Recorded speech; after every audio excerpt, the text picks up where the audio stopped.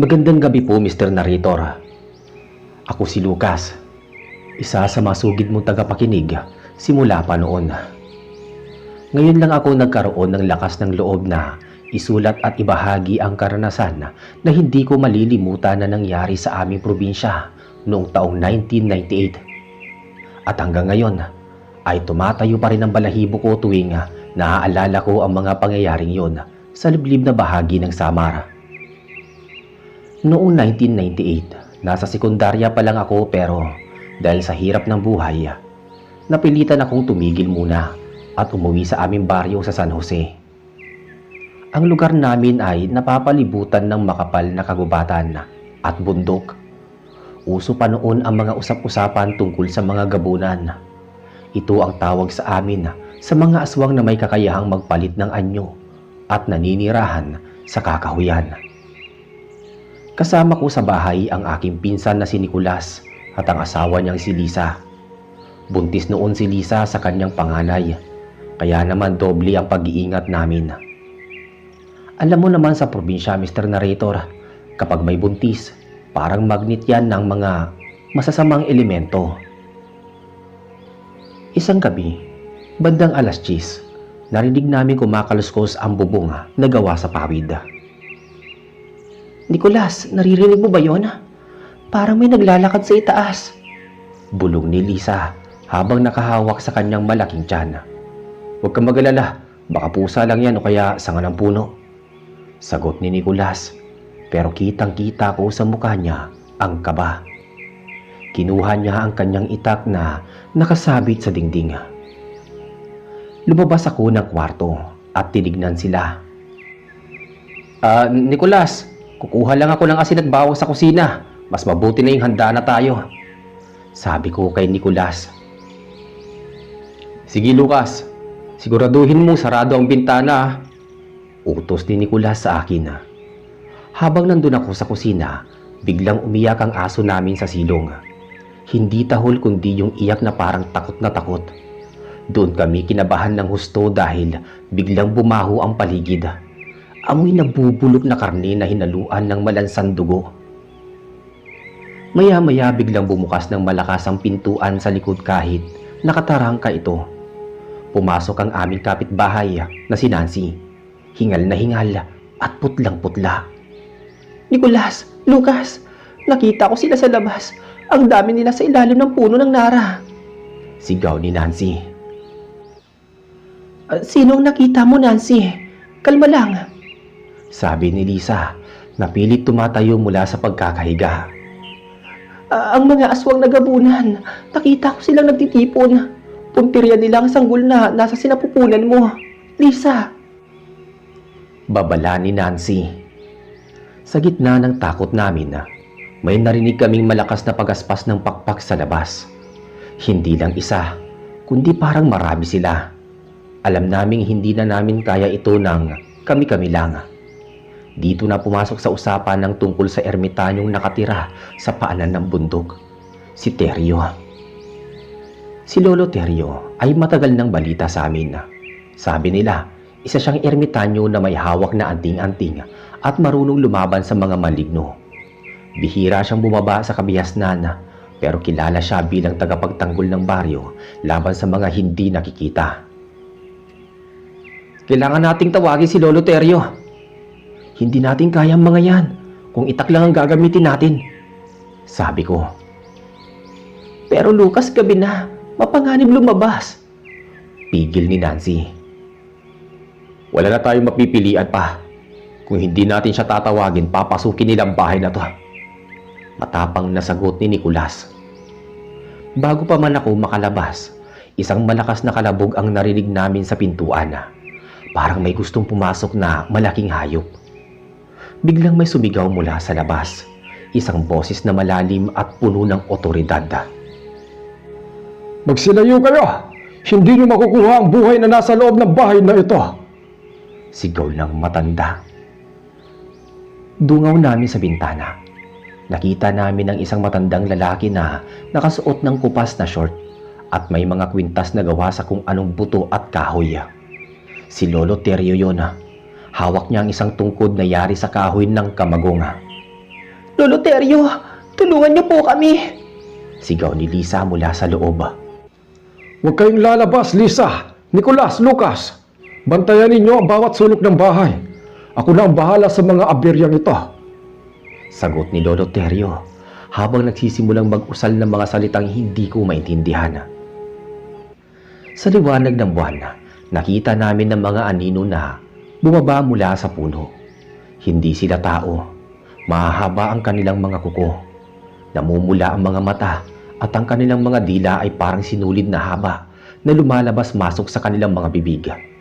Sila ang mga aswang nagabunan. Teryo, huwag kang makialam dito. Gutom kami at kailangan namin ng bata. Ulong ng isa sa mga aswang. Ang boses ay parang kinakalos na lata. Hanggat ako ang nakatayo rito, walang gabunang makakatapak sa hangganan nito. Hamon ni Lolo Teryo. Doon nagsimula ang labanan.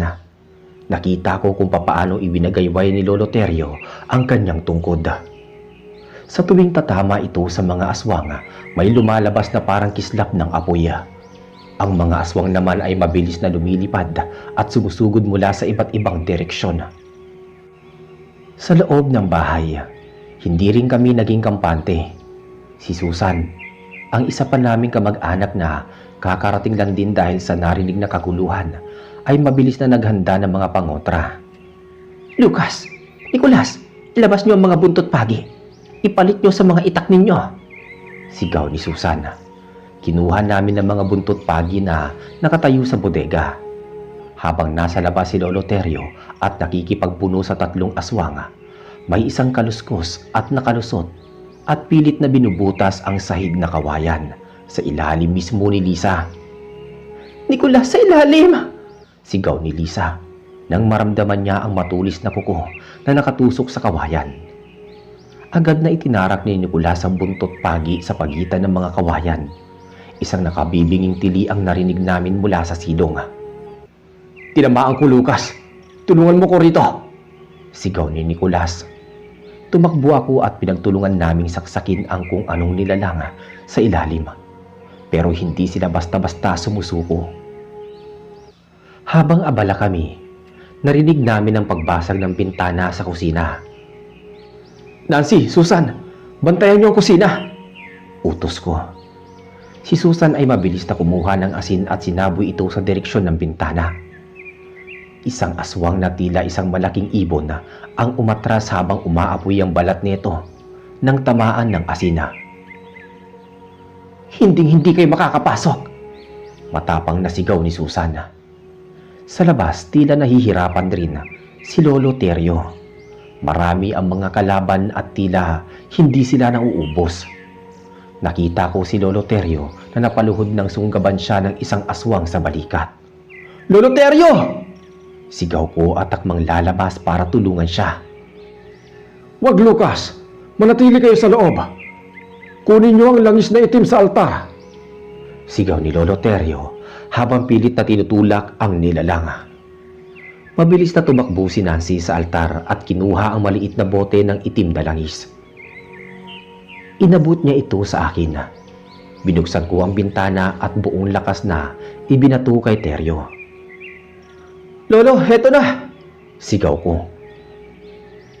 Nasalo ni Lolo Teryo ang bote at mabilis itong binasag sa kanyang sariling palad.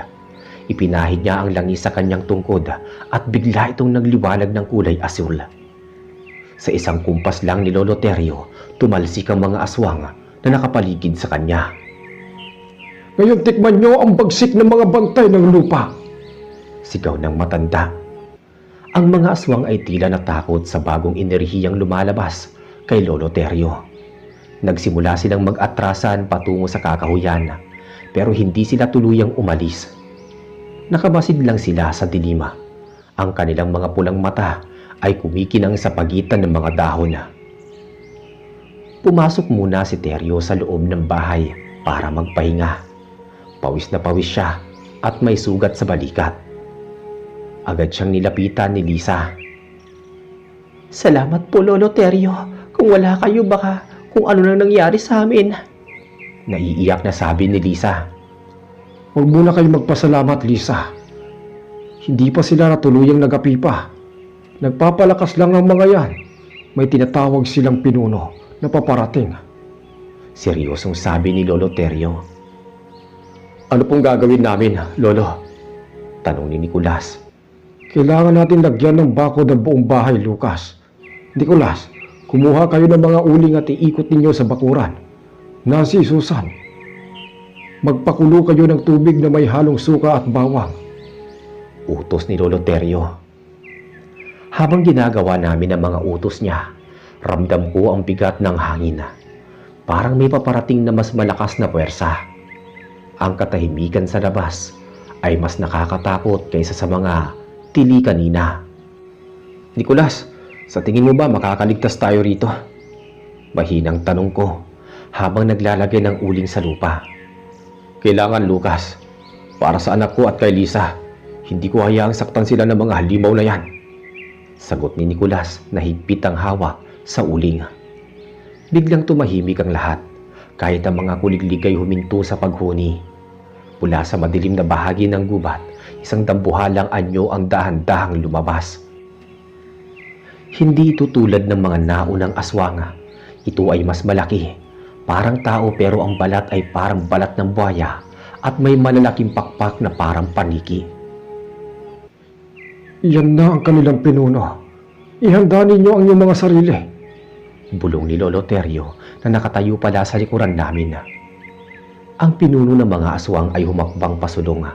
Bawat hakbang niya ay tila yumayanig ang lupa. Tumingin siya direkta sa mga mata ni Lolo Teryo. Teryo, matanda ka na. Ibigay mo sa amin ang alay at hayaan ka naming mabuhay. Wika ng pinuno sa isang boses na parang nanggagaling sa ilalim ng lupa. Kailanman ay hindi naging alay ang buhay ng isang inosente para sa inyong mga sakim. Mga halimaw kayo. Sagot ni Lolo Teryo habang tinataas ang kanyang tungkod. Dito na muling nagkaroon ng kaguluhan. Ang mga aswang na nasa puno ay sabay-sabay na sumugod muli. Pero sa pagkakataong to, mas organisado sila. Ang ilan ay sumusugod sa bintana. Ang ilan naman ay pilit na binabaklas ang dingding ng bahay. Nicolas, ang dingding sa kwarto nasisira na! Sigaw ni Lisa. Tumakbo kami ni Nicolas sa kwarto at nakita namin ang mga kamay na pilit na binubunot ang mga amakan. Ginamit namin ang aming mga buntot pagi para saksakin ang mga kamay na yon. Magsialis kayo rito! Sigaw ni Nicolas habang walang tigil sa pagsaksak. Sa labas, ang labanan ni Lolo Teryo at pinuno ng mga aswanga ay mas matindi. Bawat hampas ng tungkod ni Lolo Teryo ay sinasalag ng pinuno gamit ang kanyang matitigas na braso. Nakita ko kung papaano tumalo ng pinuno at sinunggaban si Lolo Teryo, dahilan para matumba ang matanda. Lolo Teryo! Sigaw ko. Gusto ko siyang tulungan pero may dalawang gabunan na nakaharang sa pinto. Susan, ang mainit na tubig! Sigaw ni Nancy. Inabot ni Susan ang kaldero ng kumukulong tubig na may suka at bawang. Ibinuhos ito ni Nancy sa mga gabunang nakaharang sa pinto. Narinig namin ang kanilang pag-aray at ang pag-usok ng kanilang balat. Dahil doon nakalabas ako. Kinuha ko ang isang malaking tipak ng uling at binato sa pinuno ng mga aswang na kasalukuyang nakadagan kay Lolo Teryo. Natamaan ito sa muka, sapat na para makawala ang matanda. Salamat, Lucas. Bumalik ka na sa loob. Sigaw ni Lolo Teryo. Hindi kita iiwan dito, Lolo. Sabi ko kay Lolo Teryo. Ngumiti ng bahagya si Lolo Teryo kahit dumadaloy ang dugo sa kanyang noo. Kung ganoon, hawakan mo ang dulo ng tungkod ko. Magkasama nating tatapusin ito. Hinawakan ko ang dulo ng tungkod. Ramdam ko ang isang kakaibang init na dumadaloy sa aking mga kamay patungo sa aking buong katawan. Parang nawala ang pagod ko at napalitan ng isang matinding lakas. Ang pinuno ng mga gabunan ay nag-ipon ng lakas at sumugod sa amin ng napakabilis. Pero bago pa man siya makalapit, itinaas namin ni Lolo Teryo ang tungkod. Isang maliwanag na liwanag ang lumabas dito na tumama sa dibdib ng nilalang. Ah! Isang hiyaw na puno ng sakit ang binitawan ng nilalang bago ito tumalsik palayo at bumagsak sa kakahuyan. Ang ibang mga nilalang, nang makitang tinalo ang kanilang pinuno, ay mabilis na nagsiliparan papalayo. Ang paligid ay biglang tumahimik muli. Ang amoy ng lansa at bulok ay unti-unting nawala, napalitan ng amoy ng basang lupa at dahon. Napaupo kami ni Lolo Terio sa lupa. Kapwa hingal na hingal, lumabas si Nicolas, Lisa, Nancy at Susan mula sa bahay. Lahat sila ay may bakas ng takot pero bakas din ang pasasalamat sa kanilang mga muka. Lolo Terio, nagapi mo po ba? Tanong ni Lisa habang inaalalayan ng matanda na tumayo. Para sa gabing ito tapos na, pero tandaan ninyo, ang mga aswang ay hindi basta-basta sumusuko. Nagpapalakas lang sila sa ilalim ng kadiliman. Ano pong dapat naming gawin para hindi na sila bumalik? Tanong naman ni Nancy. Kailangan protektahan ang bahay na ito ng mas matinding dasal at mga halamang gamot na itatanim sa bawat sulok. Bukas na bukas, tutulungan ko kayo, sabi ng ermitanyo. Pumasok kaming lahat sa loob ng bahay. Kahit nasira-sira ang ilang bahagi nito, masaya kaming ligtas kaming lahat. Maya-maya nagtimpla si Susan ng mainit na kape para sa amin, habang si Lisa naman ay nagpahinga na muna. Mr. Narrator, akala namin ay iyon na ang huling gabi namin. Pero dahil kay Lolo Terio at sa pagtutulungan namin magkamag-anak, nalampasan namin ang gabing yun. Pero ang hindi namin alam, may mas matindi pa palang plano ang mga aswang para sa susunod na kabilugan ng buwan. Lumipas ang ilang araw matapos ang gabing yun, bagamat tila bumalik sa normal ang lahat. Alam naming hindi pa tapos ang laban. Ang mga bakas ng kuko sa aming dingding at mga sunog na bahagi ng aming bakuran ay nagsisilbing paalala sa totoo at panganib na paparating. Si Lolo Terio ay hindi na umalis sa aming bakuran. Doon muna siya tumira sa isang pansamantalang silong na itinayo namin ni Nicolas. Araw-araw may ginagawa siyang ritual. Nagtatanim siya ng mga mahiwagang ugat at nagwiwisik ng kung anong klaseng langis sa paligid ng aming lote. Lolo Terio, bakit kailangan pang gawin lahat ng to? Akala ko ba nataboy na natin sila? Tanong ni Nicolas habang tinutulungan ng matanda sa paghuhukay. Nicolas, ang pinuno ng mga aswang na nakaharap natin ay sugatan lang, hindi napatay. At sa darating na kabilugan ng buwan, ang kanilang lakas ay madodoble. Puntirya pa din nila si Lisa. Dahil sa sinabi ni Lolo Terio, lalong naging praning si Lisa. Hindi na siya lumalabas ng kwarto. Kahit ang pagpunta sa banyo ay kailangan may kasama siya. Isang hapon na, habang nagluluto si Susan sa kusina, bigla siyang sumigaw. Lucas! Nicolas! Hali kayo rito! Tumakbo kami sa kusina at nakita namin ang isang kakaibang tanawin. Ang lahat ng pagkain niluto ni Susan ay biglang naging uod. Ang kanin, ang ulam na isda, pati na ang tubig sa pitsela ay naging kulay itim at malansa ang amoy. Paano nangyari to? Ngayon ko lang sinalang ang mga yan. Nanginginig na sabi ni Susan. Pumasok si Lolo Terio sa loob ng bahay at tinignan ng mga uod. Ito ay isang padala. Ibig sabihin, may isa sa inyo na nagdala ng sumpa sa loob ng bahay nang hindi ninyo nalalaman. Nagkatinginan kami. Sino sa amin? Si Nancy ay kakarating lang din mula sa palengke ng sandaling yon. Nancy, may kinausap ka ba o tinanggap ka na gamit sa palengke? Tanong ng matanda. Napaisip si Nancy. May isang matandang babae na nag-alok sa akin ng luya. Sabi niya mabuti daw yun para kay Lisa. Tinanggap ko dahil mukha naman siyang kawawa. Nasaan ang luya? Ipinakita ni Nancy ang supot. Nang buksan ito ni Lolo Terio, hindi luya ang laman, kundi mga tipak ng buto ng tao na ibinalot sa tuyong dahon ng saging. Dito sila dumaan. binigyan niyo sila ng pahintulot na makapasok sa espiritual na bakod na ginawa ko. Sabi ng matanda.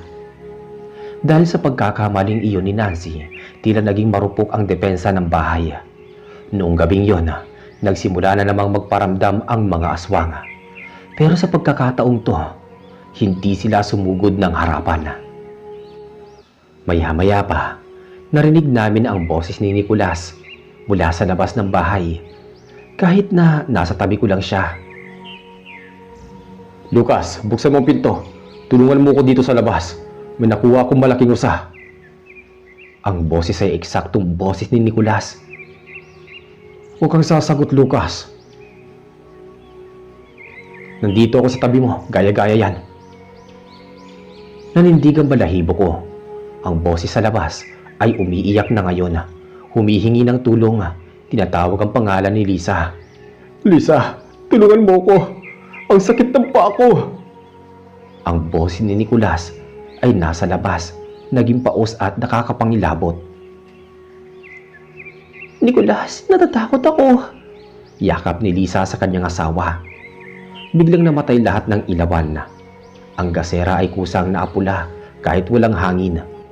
Sa dilim naman nakita namin ang mga paris ng kumikinang ng mga mata sa bawat bintana.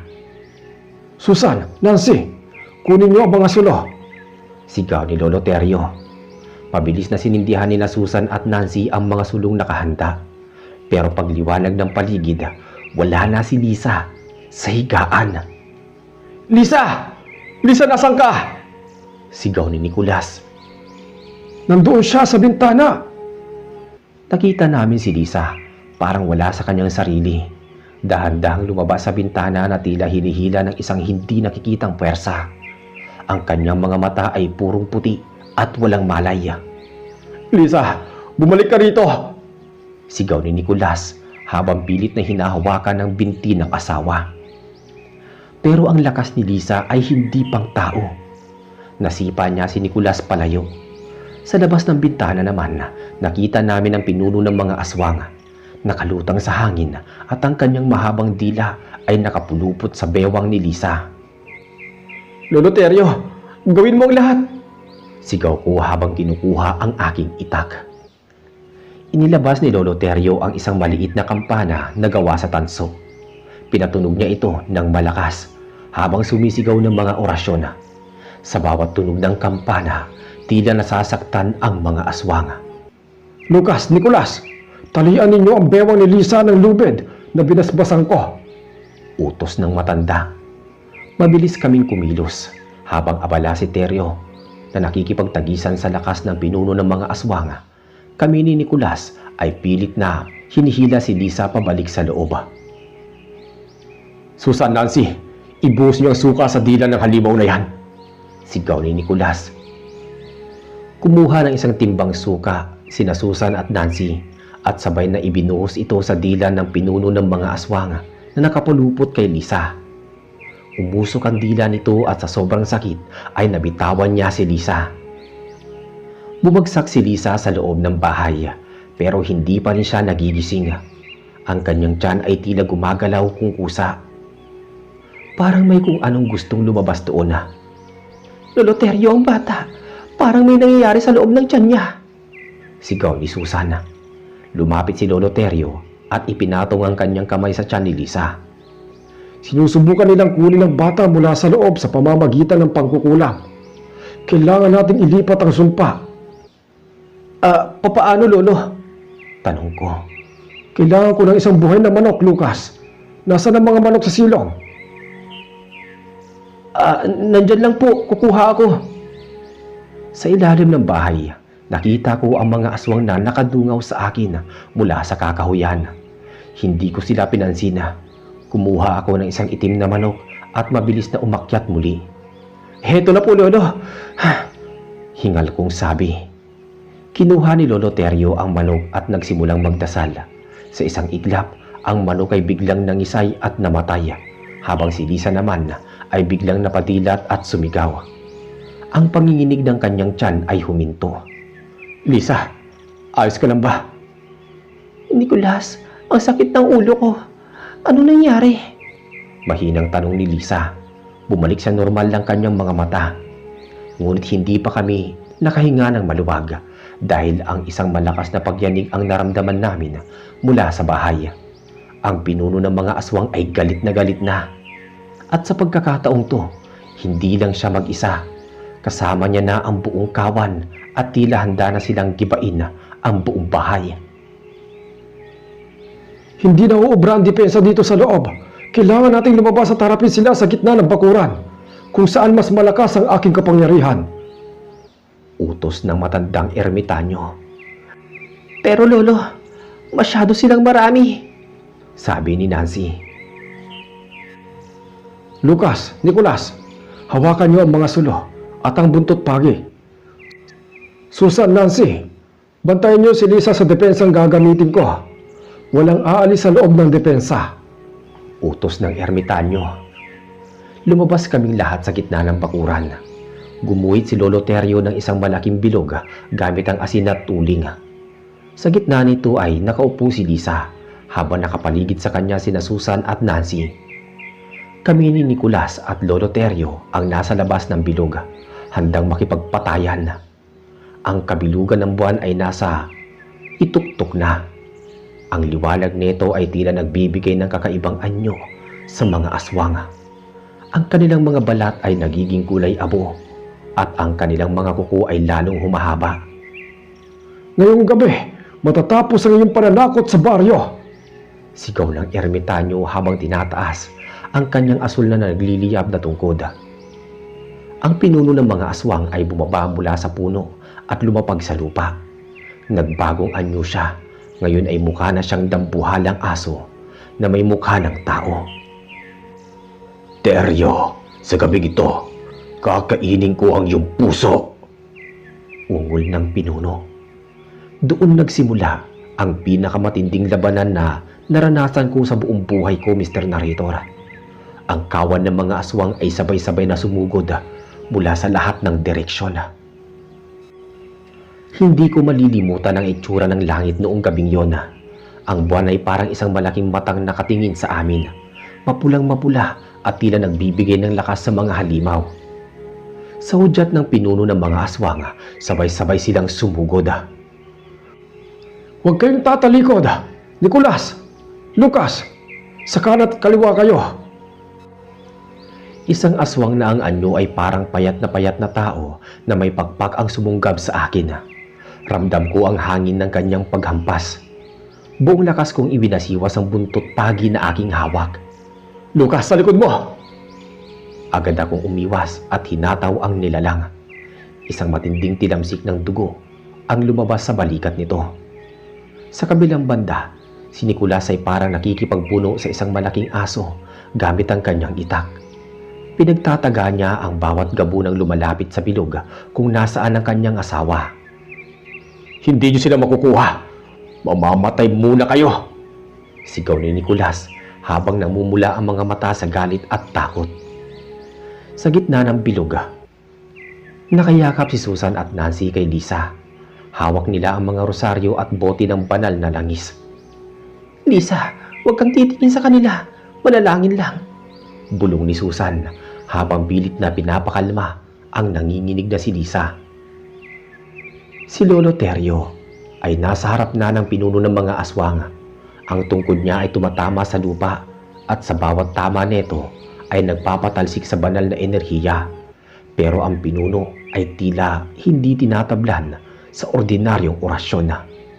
Teryo, tapos na ang oras mo. Ulong ng pinuno bago ito mabilis na sumakmal sa direksyon ng matanda. Naiwasan ni Lolo Teryo ang kagat pero nagasgasan ang kanyang braso. Dito ko nakita ang isang bagay na hindi ko akalaing magagawa ng isang tao. Binitawan ni Lolo Teryo ang kanyang tungkod at hinawakan ang dalawang sungay ng nilalang. Lucas, ang asin! Isaboy mo sa paligid ng pinuno.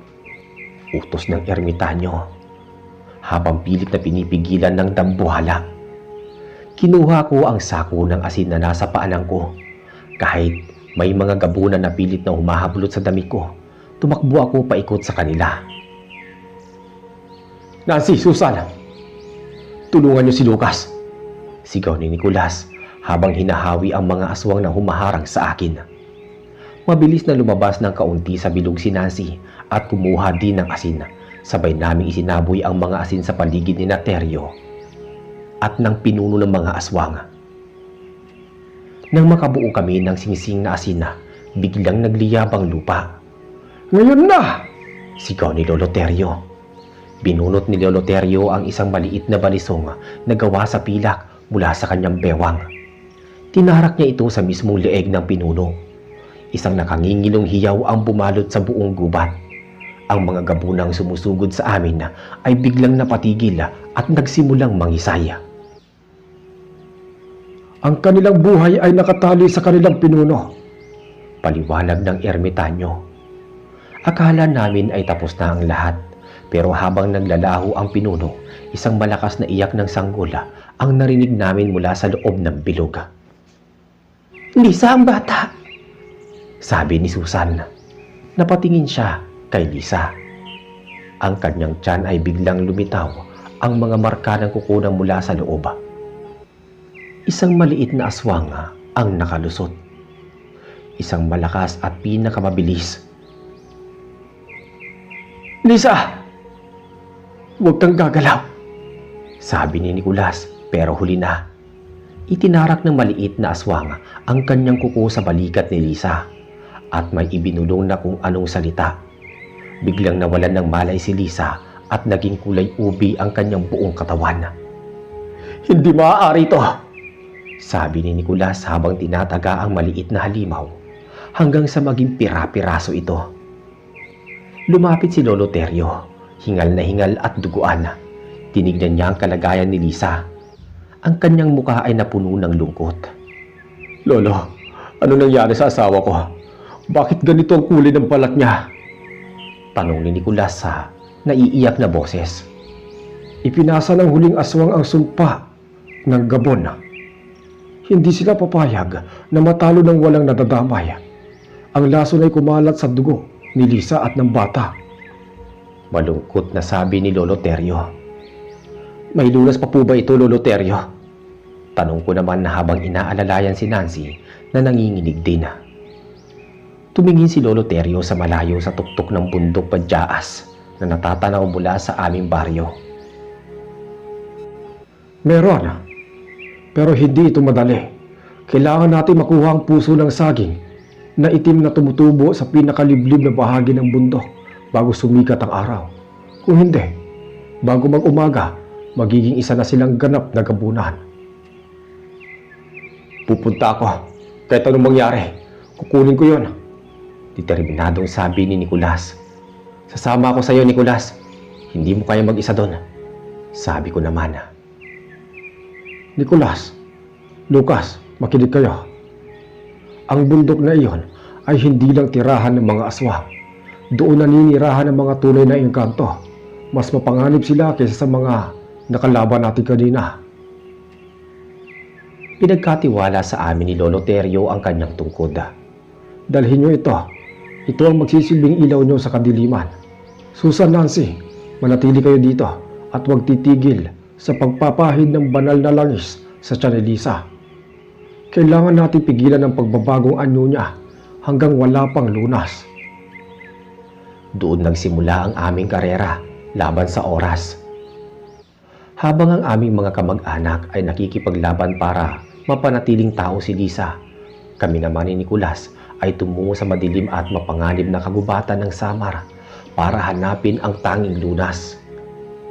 Habang naglalakad kami sa gubat, naramdaman namin ang mga matang nakamasid sa amin mula sa taas ng mga puno. Hindi sila mga gumagalaw. Hindi sila sumusugod. Parang hinihintay lang nila kaming magkamali. "Nicolas, nararamdaman mo ba yun? Parang may sumusunod sa atin sa taas "Huwag kang titingala, Lucas," sabi ni Lolo Terio. "Kapag tumingin ka sa kanila, mawawala ka sa landas." Maya-maya pa, biglang tumunog ang isang napakagandang tugtugin ng plauta sa gitna ng gubat. Isang himig na nakakaakit at parang gusto mong sundan. "Lucas, ang ganda ng tunog.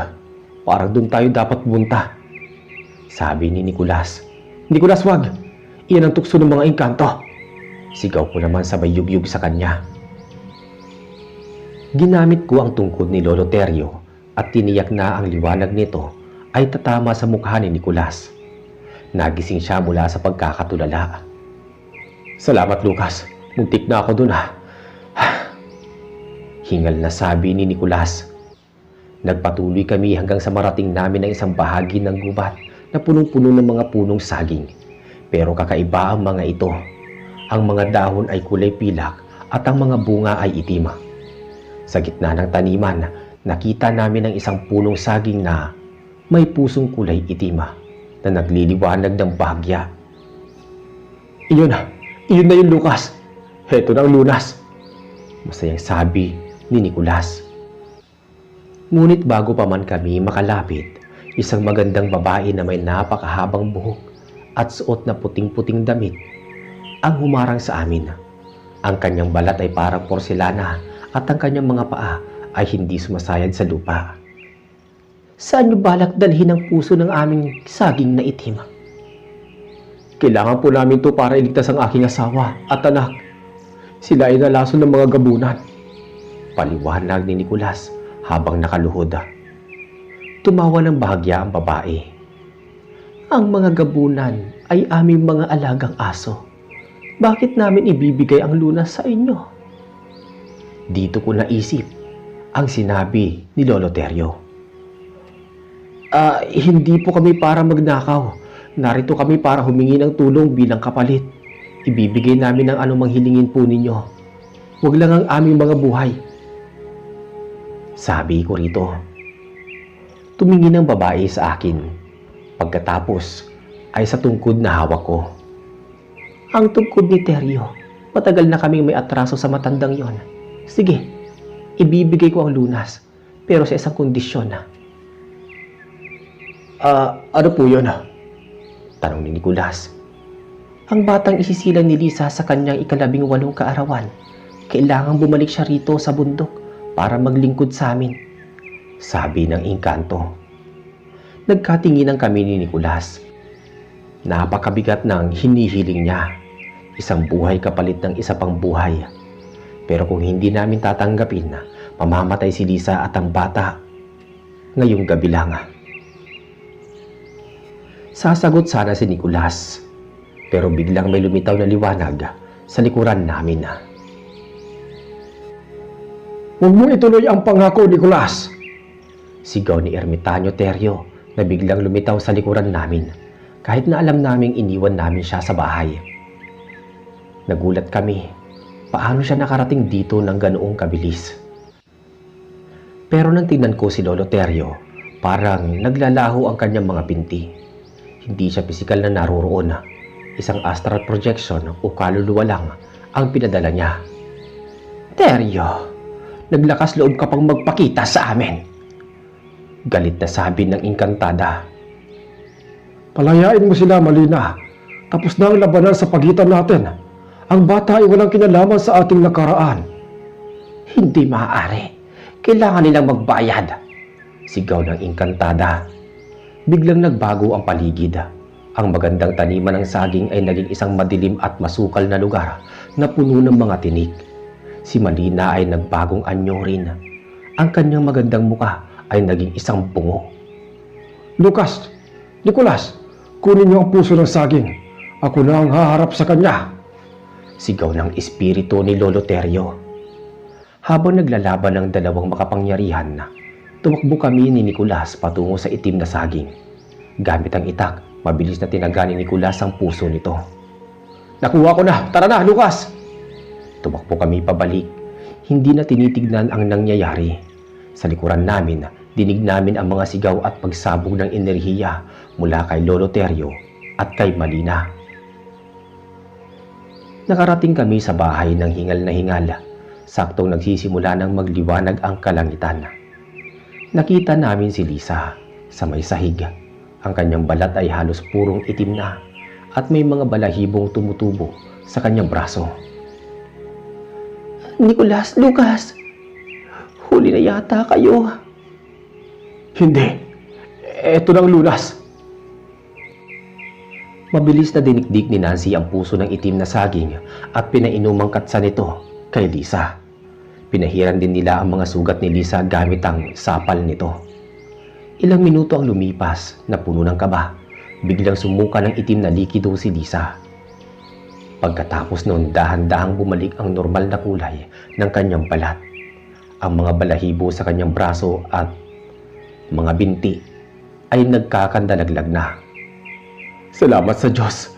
Salamat!" Iyak ni Nicolas habang yakap ang asawa. Pero sa kabila ng tuwa, napansin namin ang isang bagay. Si Lolo Terio na nakaupo sa isang sulok ng bahay. Ang kanyang pisikal na katawan ay hindi na humihinga. Ang kanyang muka ay payapa pero wala na itong buhay. "Lolo Terio!" bulong ni Susan. Nagsakripisyo si Lolo Terio. Ibinigay niya ang kanyang huling lakas para protektahan kami sa bundok. Lumipas ang mga taon, Mr. Narrator. Ang sugat ng nakaraan ay tila natakpan na ng panahon. Pero ang mga alaala ng gabing yon ay nananatiling sariwa sa aking isipan. Ang anak ni Nicolas at Lisa ay isinilang na malusog. Pinangalanan nila itong Victoria. Isang paalala ng aming tagumpay laban sa mga aswang. Naging maayos ang buhay namin. Si Susan at Nancy ay nananatili sa aming tabi at naging katuwang sa pagpapalaki kay Victoria. Pero habang lumalaki ang bata, may mga bagay kami napapansin na hindi mapaliwanag. Hindi siya tulad ng ibang bata. Mas gusto niya mapag-isa sa ilalim ng mga puno at madalas siyang makitang tila may kausap sa hangin. "Nicolas, nag-aalala ako para sa anak natin. Naalala ko ang mga sinabi niyo noon tungkol sa bundok." "Huwag kang mag-alala, Lisa. Hanggat narito tayo, walang uwa sa kanya." Dumating ang ika-18 kaarawan ni Victoria. Isang malaking handaan ang hinanda ni Nicolas at Lisa sa aming lumang bahay. Inanyayahan namin ang buong baryo para mawala ang bigat ng aming nararamdaman. Pero habang papalapit ang hating gabi, ang hangin ay nagsisimulang lumamig. Isang lamig na hindi galing sa ulan, kundi lamig na nagmumula sa kakahuyan. "Lucas, nararamdaman mo ba yun?" tanong ni Nancy sa akin habang nag-aayos ng mga plato sa kusina. "Oo, Nancy, parang bumabalik ang amoy noon." Sagot ko naman habang mahigpit na hawak ang lumang tungkod ni Lolo Terio na itinago ko sa loob ng maraming taon. Biglang tumigil ang musika sa labas. Ang mga bisita ay tila napako sa kanilang kinatatayuan sa gitna ng dilim. Lumitaw naman ang isang itim na paru-paro na kasing laki ng palad ng tao. Umiikot ito kay Victoria na noon ay nakasuot ng puting bestida. "Victoria, anak, pumasok ka sa loob!" Sigaw ni Nicolas, pero tila hindi siya narinig ng dalaga. Isang himig ng plauta ang muling narinig namin. Napakaganda, napakalungkot, at napakalakas. Mula sa dulo ng aming bakuran, lumabas ang isang anyo na hindi namin malilimutan. Si Malina, ang engkantada mula sa bundok. Hindi na siya mukhang bungo. Suot niya ang kanyang orihinal na kagandahan, pero ang kanyang mga mata ay nananatiling walang emosyon. "Dumating na ang takdang panahon," wika ni Malina. Ang kanyang boses ay narinig ng lahat kahit na hindi siya sumigaw. "Hindi namin ibibigay ang aming anak.